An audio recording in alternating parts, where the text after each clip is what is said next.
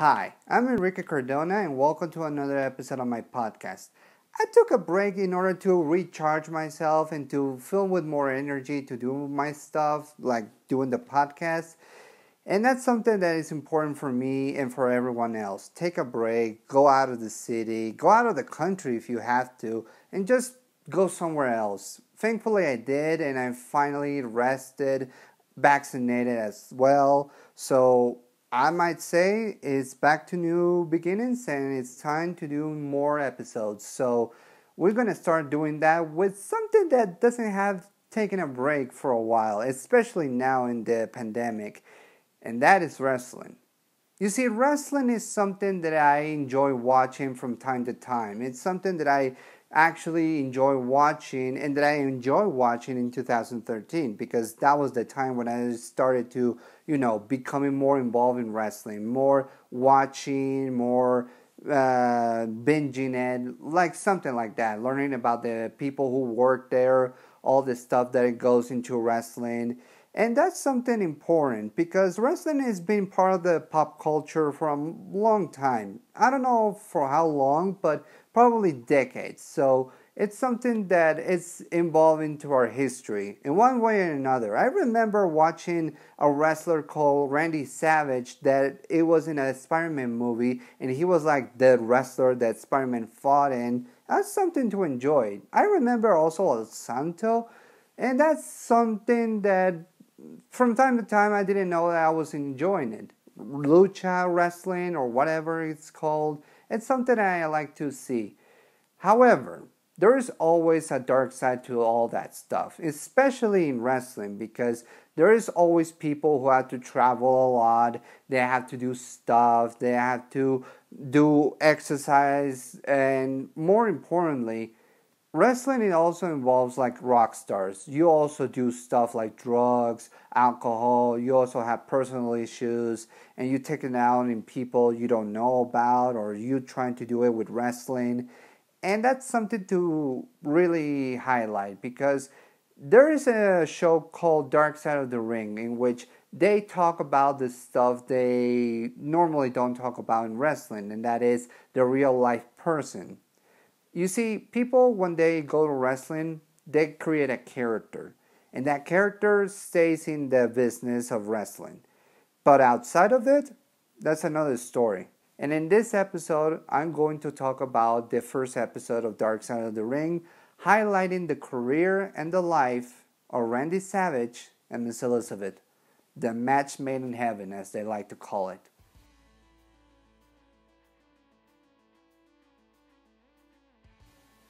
A lot of people were interviewed for this episode, such as Scott Hall, Bruce Pritchard, Lanny Poffo, who was Randy Savage's brother, Linda Bollea, who was the ex-wife of Hulk Hogan, or Terry Bollea, if I'm not remember correctly. That's his real name.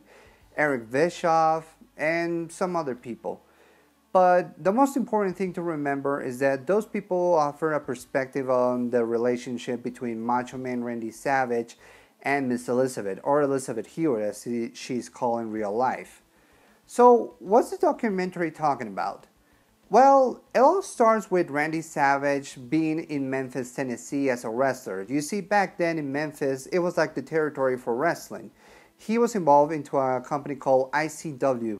ICW promoted a lot of wrestlers there, including second-generation wrestler Macho Man Randy Savage. You see, he was the son of Randy Poffo, who was also a wrestler.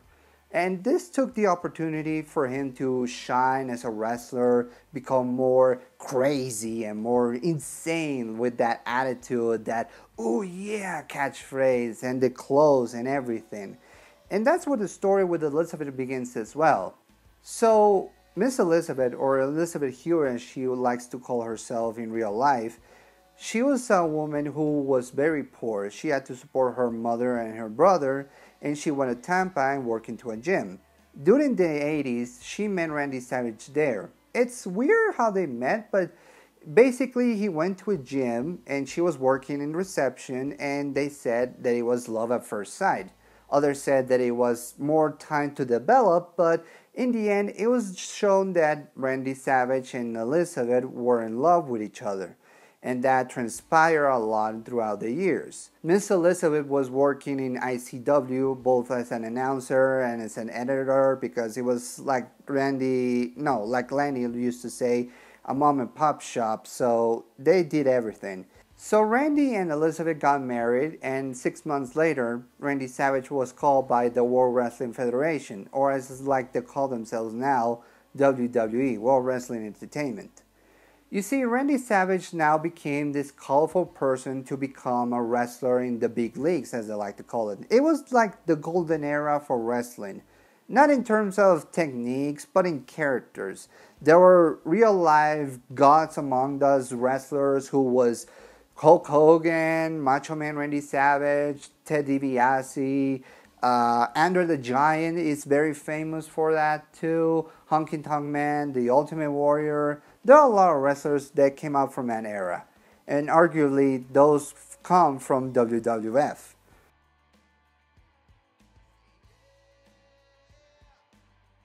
So basically, Randy Savage was in the midst of becoming a star there, so he brought Elizabeth to his ring and as well as to his life as a pro wrestling manager. She was like the first lady of wrestling, as people like to say it. She didn't wrestle, but she understood the business, and she was a ballet. She was someone who was bringing moral support to Randy Savage. Elizabeth was more like the calm, subdued person compared to Randy Savage, who was all crazy and colorful and just insane. Randy Savage was a heel, so people hated Randy because how he treated Elizabeth. Not badly. He was intense, but he never mistreated her. And he was something that many people like about Randy Savage. How his image as well as Elizabeth helped develop his character throughout the years. And now that he was on the WWF, he was showing a lot of excitement and a lot of enthusiasm to become a wrestler. Or being more of a larger-than-life wrestler, as many people think. So Randy Savage was there, and Elizabeth was there accompanying him. They went to parties, they went to all the wrestling shows. It was a lifestyle that many people say it's busy. And in wrestling business, when you have to travel all the ways and to all the countries and cities in order to do wrestling, that takes a lot of, energy out of you. But basically, Randy Savage became a wrestler there and became Intercontinental Champion. I remember that. He was the Intercontinental Champion, and he was the longest one, and he was a perfectionist. People remember his match with Ricky Steamboat. You probably don't remember Ricky Steamboat, but he was a WCW wrestler, and he was in the WWF involved into a match with Randy Savage at WrestleMania 3. And many people consider that match like the highlight of Randy Savage's career. And that's something that he wanted to always top that, because he was a perfectionist. He wanted to be more perfect in his wrestling matches, be more specific, more detailed. That's something that it will become like a problem for Randy Savage throughout the years. But that's something that we're going to get on later on. But basically, Randy Savage and Miss Elizabeth were working there. They had a great time. They met a lot of people. Elizabeth met Linda Boulea, who was, like I said, Hulk Hogan's ex-wife. But back then, she was married to the Hulkster. And she was inviting Elizabeth to do shopping and to do dressing or to do nail stuff. Basically girl stuff. They were also invited to barbecues with the other wrestlers. Randy Savage and Hulk Hogan. If you know the history between those two, you know that they love each other and sometimes hated each other. And arguably, that all started in WrestleMania 5. You see, Hulk Hogan took time off. Randy Savage became the WWF champion, a World Heavyweight champion, and basically led the company for 1 year. So they formed these mega powers in order to become a tag team, but eventually they started to split up. Eventually Elizabeth was in the middle of all that, and it culminated into a match between Randy Savage and Hulk Hogan at WrestleMania 5. Randy lost the title, Hulk Hogan became the champion again, and Miss Elizabeth took time off because she wanted to just get out of the lifestyle of being a wrestler, or more importantly, the wrestling life, because she was being going everywhere, and sometimes that abrupt her. She wanted to just have a normal life. And Randy wasn't ready to hang his boot already because he was still on the prime of his career. So he didn't want to stop. So that's why they replaced Elizabeth with Miss Sherry. Miss Sensational Sherry, that's her name, yeah.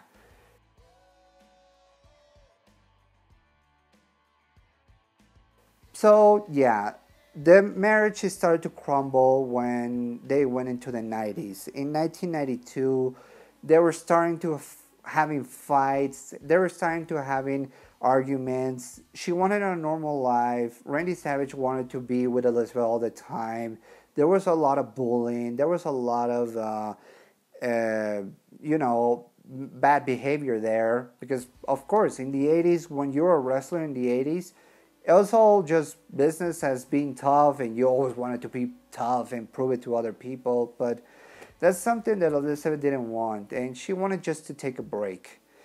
In 1992, like I said, that was where everything just went off the rails for their marriage. You see, Elizabeth went to Miami to take care of Linda's kids, and she wanted to babysit them, and she wanted just to take a break from Macho Man. His intensity was too much for her. Eventually, Macho Man just couldn't take it anymore. She couldn't just not know if Elizabeth was cheating on someone. And Randy Savage thought that Miss Elizabeth was cheating on Randy with Hulk Hogan. But Hulk Hogan was doing a movie called Mr. Santa Claus. And Randy Savage was just becoming more paranoid. And something that, it was the straw that broke the camel's back. Because after he arrived to Orlando, to Miami, if I'm not mistaken, to Florida, they went into an argument, and she eventually just said, I had enough. I can't take it anymore. I had to get out of the relationship, and I need to walk away from you, Randy. Well, that's not what she said, but I assume that's what she said, because she told Linda that she left Randy, and Linda was assuming that she was at the gas station because she left Randy and just walk away. We don't know what happened to Elizabeth after that. We did eventually, but after that, she was just out of the wrestling business. And Randy just felt depressed, more shallow. People said that it wasn't the same. He wasn't the same Randy Savage because they felt like the lights were out in Randy's head. And eventually that just made him grew and grew more paranoid.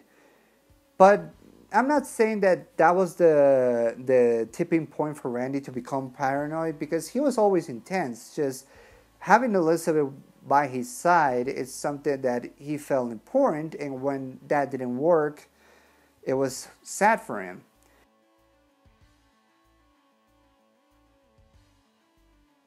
There was a lot of parts that they didn't mention in Randy Savage's story. You see, he left WWF for WCW, and Vince McMahon didn't invite him back after WCW went out of business. But the important thing to mention is that Randy Savage left. He wanted the big money. He felt like he wasn't done there. And the WWF was doing the whole new generation stuff with new, fresh faces, and Randy Savage felt like old news. So he left to WCW, where Hulk Hogan and all the people who work in the WWF went to WCW to have big money and to be stars again. And Randy Savage was no exception. And in a weird way, he brought Elizabeth back, and she was the ballet, as well as being a ballet to the Four Horsemen. And that's something that felt weird, because when you're asking your ex-wife for work, you don't know how you're gonna take it. I mean, it was weird that someone will call his ex-wife to get jobs. And Randy Savage gave her a job being a manager still. She was more of an attitude. Elizabeth had more of an attitude when it comes to storylines. But then everything went south when she was starting dating Lex Luger. Sorry. She started to date Lex Luger, and that was probably the worst idea because Elizabeth was just in a relationship with a man who was also married and having kids. So Linda questioned that, and Elizabeth just scoffed it off. And no one knows why they were together, but it was basically because they were doing drugs. And remember, wrestlers do drugs even in the 90s. It's not over yet. There are some wrestlers who do drugs in order to ease the pain or because it's cool to do it. And you cannot look further than Lex Luger's career because after that, everything went off the rails. After WCW went out of business, Lex Luger just was doing more drugs, doing wrestling houses. Elizabeth was there all the time.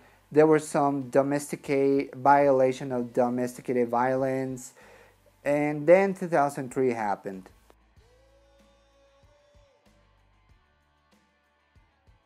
2003 is arguably the worst year for many fans of wrestling because there were a lot of wrestlers and people who work in wrestling who died in a young age. And Miss Elizabeth was a victim. You see, Lex Luger told to Eric Bischoff in one of his podcasts in 2013 that Elizabeth died of an overdose.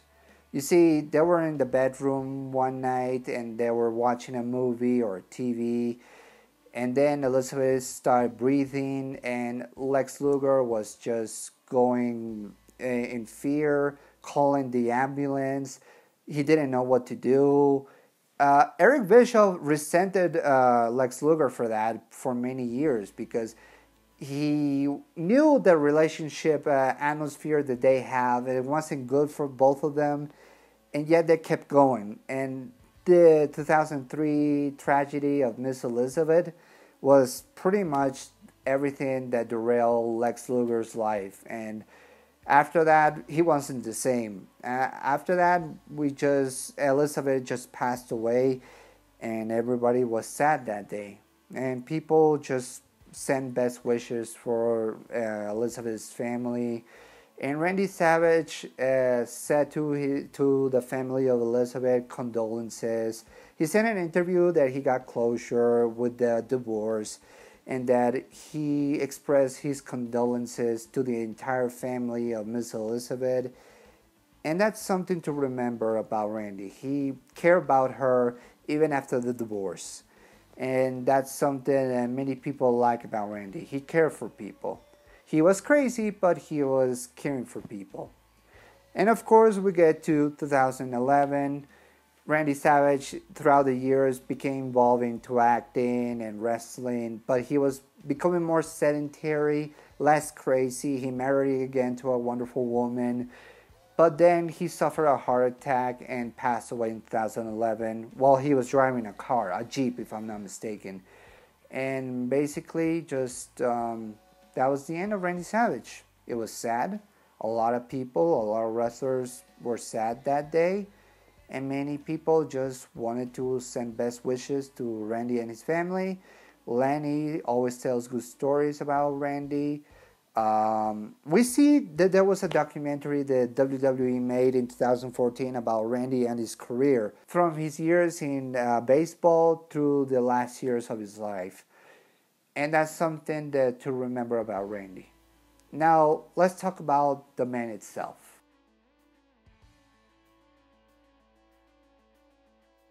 So, what is my thoughts into this episode? Well, it was the first episode, and they starting to get used to the whole documentary from one episode for 1 hour stuff. But they did it okay, and this will evolve a little bit throughout the times. But this episode wasn't bad, just okay at best, because they just highlight the career of Randy and Elizabeth together. but not the whole years they spent, because when you're doing a documentary, you don't want to leave details off the rails. But this was a good episode, and now it's time to give my thoughts into Randy Savage and his entire life as a wrestler, as well as Miss Elizabeth and her relationship with Randy. I do think they're the greatest wrestlers and couples of all time. Randy was intense, but people love him. His energy, his passion for the business, as well as his charisma. I always feel like he was the better wrestler in the golden age.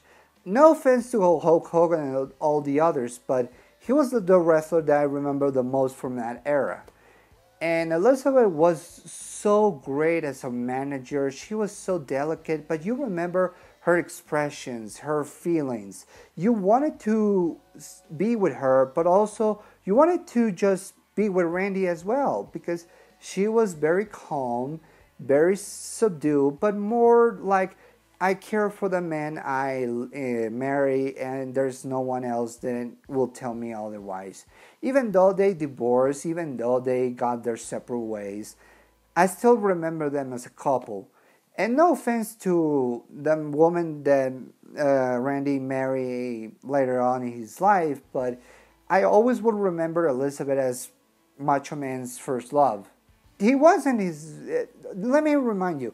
Let me make it clear. Randy's first love was the woman he met like years ago in his baseball years, and coincidentally married her into the future. But whenever I remember Randy and Elizabeth, it was because they were together, and they were always good for each other in terms of story and characters and championships. I will always remember Randy as a great wrestler. In fact, he's among my favorite wrestlers of all time, along with Bret Hart and John Cena. To me, those are my favorite wrestlers. And I will always remember Randy for what he did, to his contributions in wrestling business, and personally for the Spider-Man cameo that he did in the movie. So, to that I say thank you to Randy and Elizabeth. It's a shame that both of their lives are ended prematurely, but that's the nature of the business in wrestling. You have to be careful with that. And when you do become a wrestler, you have to realize of the ups and downs and never let the darkness consume you. And that's something that this episode did. Like, show us the life of a wrestler, both of a wrestler and manager. So Randy and Elizabeth will always be remembered, but it's sad that they're gone, and I will always miss them. It's a short episode that I did, but I wanted to talk about something different, so I hope you guys like it. I'm going to do more wrestling episodes like this, and I hope to get around that in the near future. I'm going to talk about another episode of Dark Side of the Ring, and this one is the most remembered by every wrestling fan, and that is the Montreal Screwjob. And that's something we'll get into next week. So for now, leave a like, subscribe to my channel, and put the notifications so you can get all new episodes. So I'm Enrique, and I'll see you next time.